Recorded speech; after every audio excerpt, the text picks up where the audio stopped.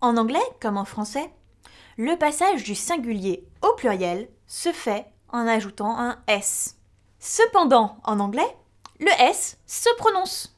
Par exemple, on a boat qui devient boats, house qui devient houses, cat qui devient cats, pour des raisons de prononciation et d'esthétique. Les mots se terminant par S, X, Z, CH et SH ne prennent pas un S à la fin, mais ES.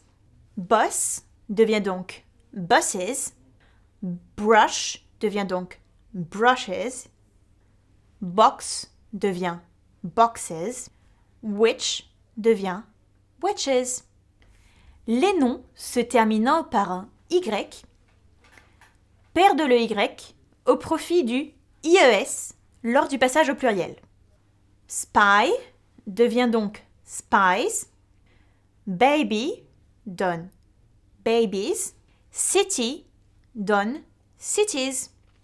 Attention ici, day, bien que se terminant par un Y, ne devient pas days avec le IES, mais bien days avec le Y. Il existe plusieurs mots qui ont un pluriel irrégulier. Je vais vous en citer ici quelques-uns, mais gardez bien en tête que cette liste n'est pas complète. Woman devient women, man devient men, child devient children, tooth devient teeth, foot devient feet, person devient people. Il y a également quelques mots qui ne changent pas qu'ils soient au singulier ou au pluriel. Par exemple, sheep, fish, deer, species, aircraft.